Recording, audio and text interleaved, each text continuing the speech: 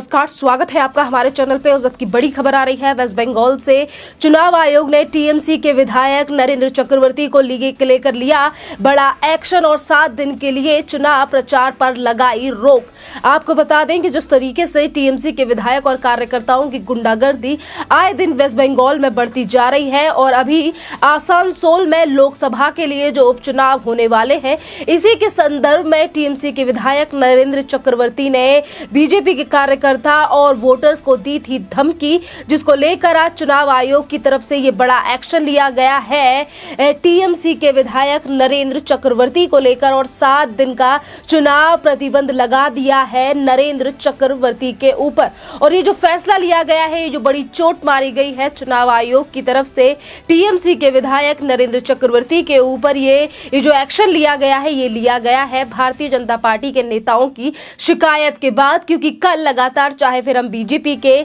Spokes person Sambit Patra की बात करें या आईटी सेल के प्रमुख अमित मालविया की बात करें, बड़े बड़े नेताओं की तरफ से यानी कि अमित मालविया और संबित पात्रा की तरफ से कहा गया था कि चुनाव आयोग को इस पूरी घटना को लेकर कोई ना कोई बड़ा संज्ञान लेना चाहिए। जिस तरीके से लोकतंत्र की हत्या वेस्ट बंगाल में ममता बनर्जी के नेताओं के द्वारा हो रही है, टीएमसी के विधायक नरेंद्र चक्रवर्ती की तरफ से हो रही है। क्योंकि आपको बता दें कि 12 अप्रैल को आसनसोल में उपचुनाव होने वाले हैं लोकसभा के लिए। क्योंकि पिछले साल अक्टूबर में बाबुल सुप्रियो ने ये पद छोड़ दिया था और अब इसी के लिए चुनाव हो रहे हैं 12 अप्रैल को, और जो रिजल्ट है वो 16 अप्रैल को आएंगे। पर उससे पहले ही किस तरीके से टीएमसी के नेताओं की और विधायकों की गुंडागर्दी देखने के लिए वेस्ट बंगाल में मिली, इसी पर एक्शन लिया गया है चुनाव आयोग की तरफ से। जहां एक मीटिंग हो रही थी टीएमसी के कुछ नेताओं की और वहीं पर ये जो विधायक है नरेंद्र चक्रवर्ती, इनकी तरफ से कहा गया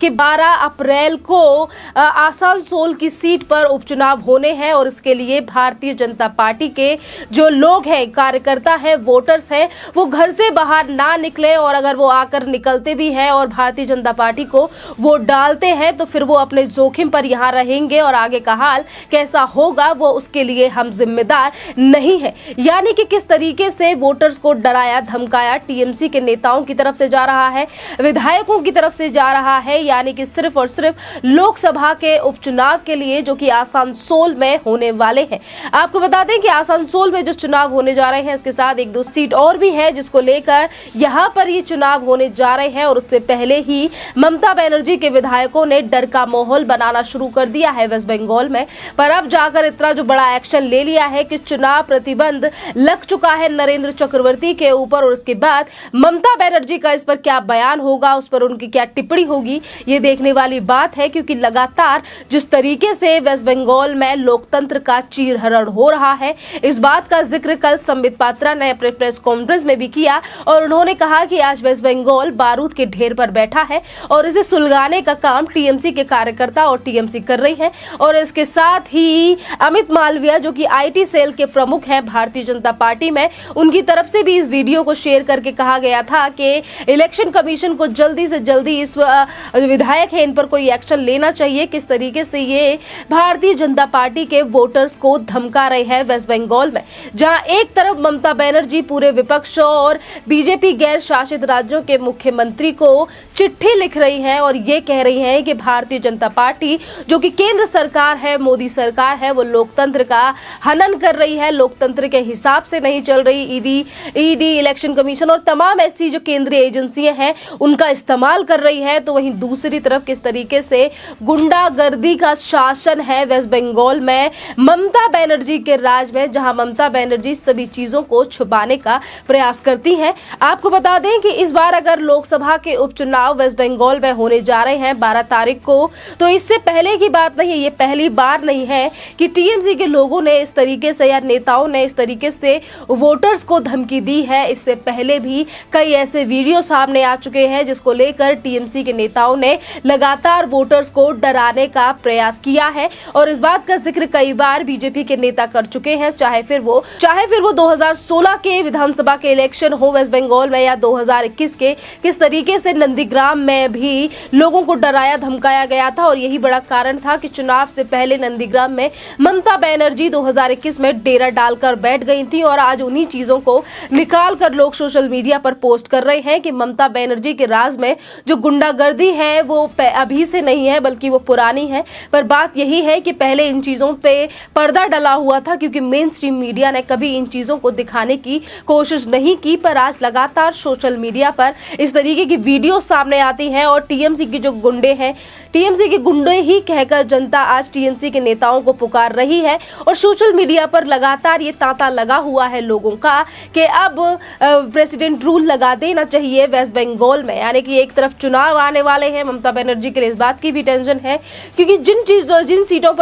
पर भी चुनाव हो रहे हैं वो भारतीय जनता पार्टी की ही सीट है। और अगर हम बात करें बाबुल सुप्रियो की तो किस तरीके से उन्होंने भारतीय जनता पार्टी को छोड़कर टीएमसी का दामन थाम लिया था और यही बड़ा कारण है कि आज इन सीटों पर फिर से एक बार लोकसभा के लिए उपचुनाव हो रहे हैं। अभी रिजल्ट आए नहीं है, चुनाव आए नहीं है, पर ममता बनर्जी के जो नेता हैं उनकी खींच अभी से निकलना शुरू हो गई है, जिन पर इलेक्शन कमीशन ने भी ये बड़ा एक्शन ले लिया है। इसी के साथ हम आपको ये भी बता दें कि ममता बनर्जी ने जो चिट्ठी लिखी है सारे विपक्ष को और बीजेपी गैर शासित राज्यों के मुख्यमंत्रियों को, ये दर्शाता है कि किस तरीके से ममता बनर्जी डरी हुई है सीबीआई की उस कार्यवाही से, जो कार्यवाही अब चल रही है वेस्ट बंगाल में वीरभूम मामले को लेकर, जहां पर महिला और बच्चों को निर्मम तरीके से जिंदा जला दिया गया। आज अगर इन्हीं सभी चीजों से पर्दा उठाने का प्रयास भारतीय जनता पार्टी के नेता कर रहे हैं या फिर दूसरी तरफ कलकत्ता हाई कोर्ट की तरफ से निर्देश दे दिए गए हैं कि इस पूरे मामले में सीबीआई की जांच होनी चाहिए,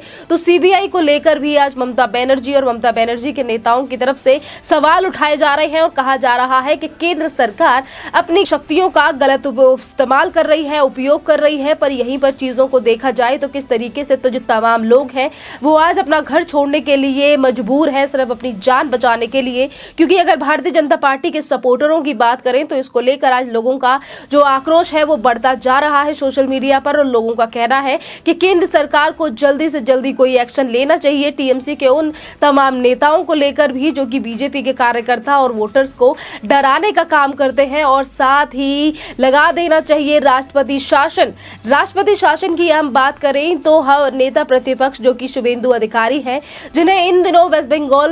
बंगाल की विधानसभा में टीएमसी के स्पीकर के द्वारा उन्हें हटा दिया गया है, निलंबित कर दिया गया है। अगर हम नेता प्रतिपक्ष की भी बात करते हैं जो कि शुभेंदु अधिकारी हैं, तो वो भी कई बार कह चुके हैं कि वेस्ट बंगाल में जो हालात है वो काफी ज्यादा खराब है, लोगों को तमाम तरीके से डराया जा रहा है, धमकाया जा रहा है और एक हफ्ते में काफी लोगों की जान जा चुकी है। तो ये देखना अहम होगा जिस तरीके से वीरभूम में जो वायलेंस हुआ है, जिस तरीके से महिला और बच्चों को जला दिया गया है, उनकी निर्मम हत्या कर दी है, इसको लेकर जहां एक तरफ सीबीआई इस पूरे मामले की जांच कर रही है तो वहीं दूसरी तरफ बीजेपी की तरफ से जो कमेटी बनाई गई थी, जो कमेटी इस पूरे मामले की जांच कर रही थी, उस कमेटी ने भी आज पार्टी के चीफ यानी कि जेपी नड्डा को उस कमेटी की जो रिपोर्ट है उसे सौंप दिया है। अब देखना अहम होगा कि इस रिपोर्ट में क्या चीजें निकलकर सामने आती हैं, जहां एक तरफ सीबीआई इस पूरे मामले की जांच कर रही है और इस रिपोर्ट में क्या बड़ा खुलासा होता है, जिसको लेकर अब फिर से एक बार ममता बनर्जी को बड़ा झटका लग सकता है, क्योंकि ममता बनर्जी बार बार पर